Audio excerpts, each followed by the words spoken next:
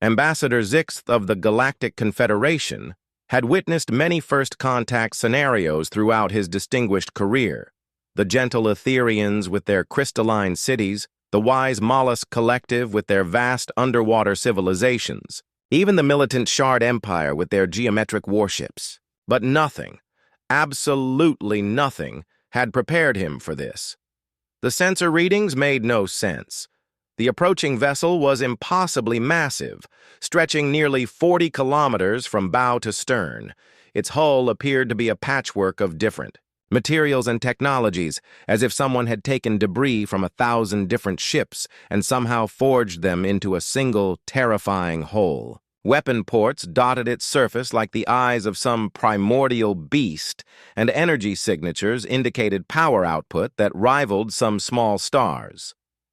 "Sir," Communications Officer Velta's voice trembled as she spoke. "They're responding to our hail." The main screen flickered, and suddenly they were face to face with something that defied easy categorization. The being appeared bipedal, with pale skin and strange fur covering only the top of its head. Its eyes were small and predatory, set in a face that seemed designed for violence. When it spoke, its lips pulled back to reveal rows of crushing teeth. "Greetings," the creature said, its voice carrying an odd warmth despite its fearsome appearance. "I'm Captain Sarah Chen of the UES Determination. We received your transmission and thought it was about time we properly introduced ourselves to the neighborhood." Zixith struggled to maintain diplomatic composure. The universal translator was working, but something about the creature's casual tone while commanding such a monstrous vessel made his chromatophores shift to deep purple, a color indicating extreme unease among his species. "Welcome, Captain." "Chen," Zixith managed. "I am Ambassador Zixith of the Galactic Confederation. Your vessel is quite impressive. May I ask about its construction? Our sensors are having difficulty categorizing its design philosophy." Captain Chen's face transformed into what their behavioral analysis software labeled as a smile, though it looked more like a predator bearing fangs. "Oh, the determination? She's special, all right. See, when we first started exploring beyond our solar system, we ran into all sorts of problems. Pirates, hostile environments, first contact situations gone wrong. So we figured, why not solve all those problems at once?" She gestured, and the view shifted to show the vessel's exterior. "We started with the hull of a derelict dreadnought we found drifting in the Veil Nebula. Then we bolted on the weapons systems from a Corinthian battleship. Nasty folks, the Corinthians, but they sure knew how to make guns.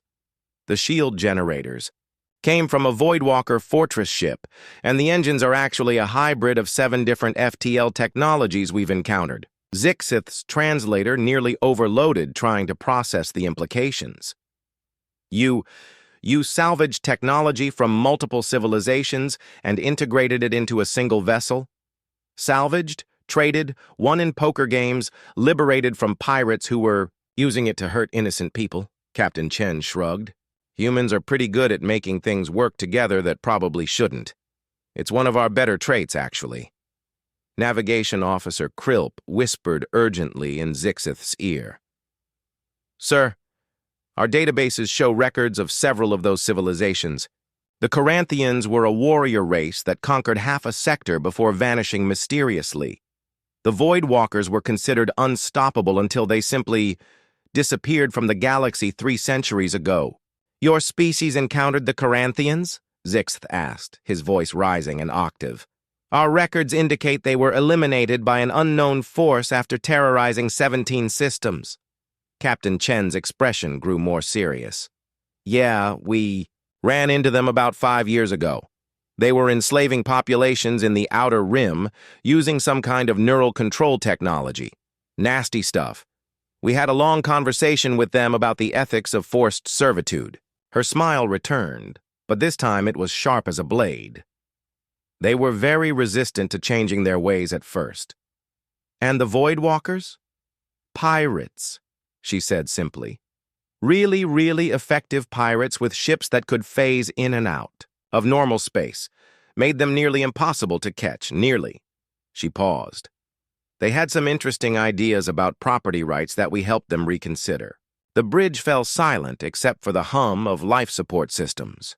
Zixith realized that this small bipedal creature, representing what appeared to be a previously unknown species, was casually describing the elimination of two of the most feared forces in galactic history as if discussing the weather.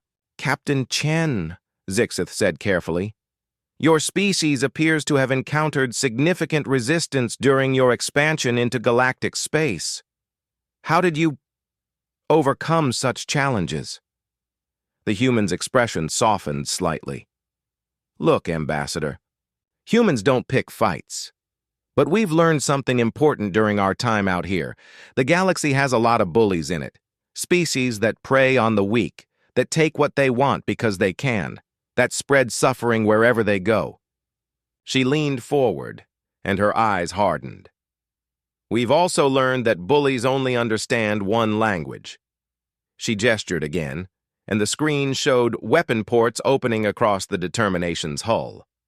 Energy began building in capacitors that could power entire planets. But here's the thing that makes us different from them. We only use this language when we absolutely have to.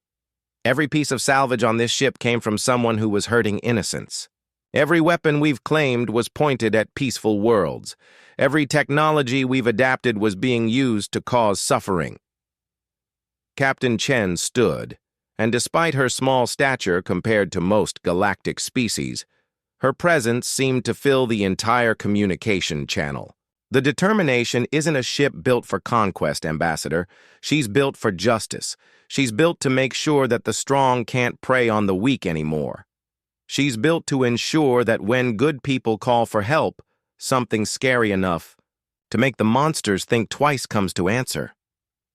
Zixith felt his chromatophores shift to a deep blue, the color of profound respect mixed with healthy fear.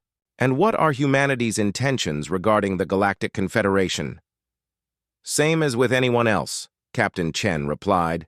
"Be good neighbors, trade fairly, help when we can, and mind our own business. Just remember, if you ever need someone to deal with the monsters that go bump in the night, you know where to find us." As the communication ended and the massive human vessel began moving away, Zixith realized that first contact with humanity had gone better than he could have hoped. The galaxy's monsters now had something to fear, and the innocent finally had protectors worth fearing.